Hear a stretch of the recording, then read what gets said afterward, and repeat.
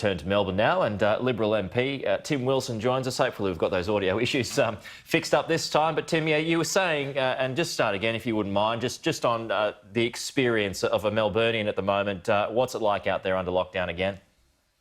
Well, most people are frankly enraged because they see the situation as being imminently avoidable.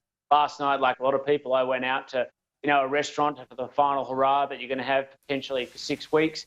Go to the gym for the last time before we all go back into lockdown. So I think it's a pretty sombre and as best sanguine mood in the context of what we know is going to be a very long haul. The Premier, Daniel Andrews, is taking some pretty serious incoming at the moment, Tim, and deservedly so, say a lot of people. What's your opinion of how he's handled it and the mishaps along the way?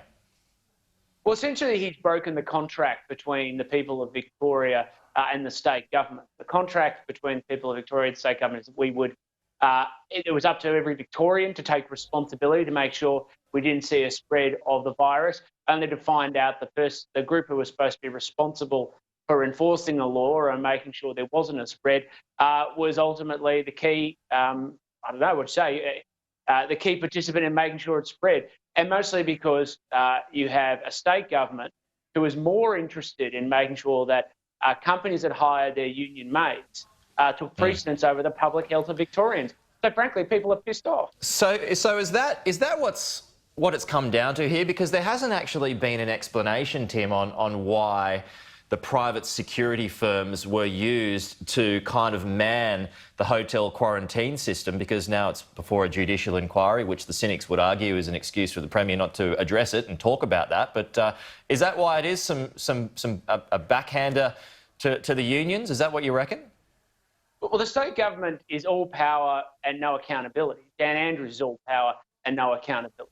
And this is why people are so angry, because they have done the right thing while the state government has not. And it seems pretty clear that there was a deliberate attempt to use private security firms, and the only people who seemed to benefit were those people who were close and associated with the state government.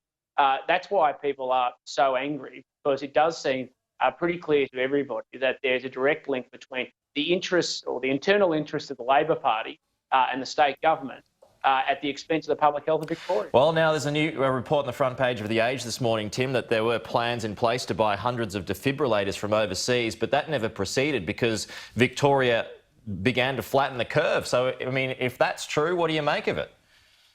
Well, I mean, I don't know about those procurement policies, but we've got to make sure, in the first wave of this virus, in the first lockdown, was all about building up our capacity to be able to manage circumstances if we did get an outbreak. So we should have taken appropriate and protective measures.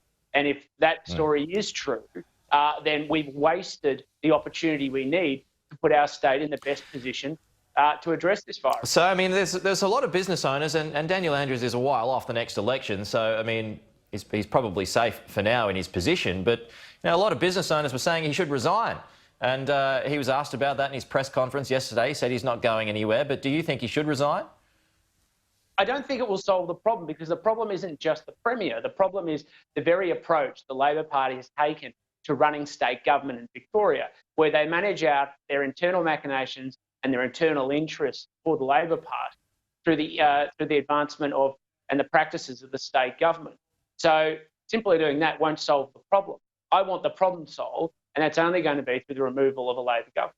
OK, just on to another matter. It looks like the government today is preparing to announce safe haven visas, Tim, for Hong Kong residents. What are you hearing about that? Well, these decisions, I understand, were considered yesterday in Cabinet, and obviously I wasn't privy to those conversations, but the Prime Minister has given pretty clear indications that Australia is very open to measures to assist people of Hong Kong who might have been dissidents or might be having a reason, justification to leave, and that Australia would be participant with other countries in supporting those people. And of course, his statements already are very encouraging, and I really look forward to any announcement that may be made. It's the right thing to do, isn't it?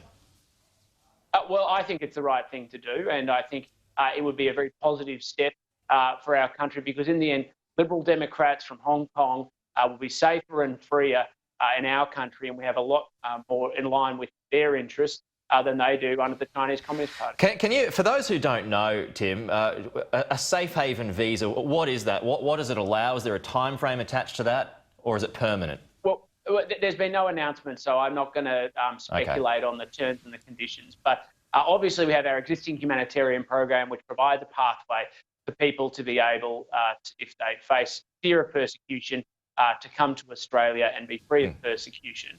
And Liberal Democrats in Hong Kong, to me, seem like a pretty right group of people who would face serious concerns of persecution under the Chinese Communist Party. It would have to be capped, right? Because, you know, you can't help everyone, unfortunately, but, you know, there would have to be a certain amount of people applied to that, right?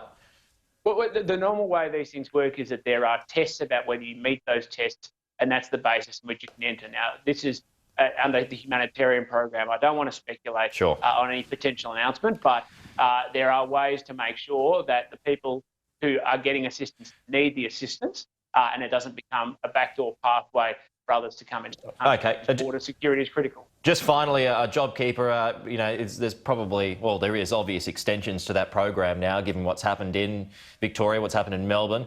What sort of changes would you like to see? Well, I'm being cautious. I'm waiting to see what the economic statement says towards the end of the month. But everybody knows that the Prime Minister introduced these measures with the Treasurer on a temporary basis to deal with the challenges of coronavirus, and we need to adapt and respond based on the unfolding conditions. Now, we've obviously got new unfolding conditions in Victoria. It may not just be contained to Victoria over time, but we have to make sure that what we're doing is sustainable so that we can continue to support the economy and achieve growth, which is why the rumours of the encouragement to see potential tax cuts into the future is something that I think would probably be more sustainable, because it actually promotes job creation and economic growth. Okay, well, I was going to ask you that. I mean, obviously, that'd be something that you would support. How much would those tax cuts help if they're brought forward by X amount of years?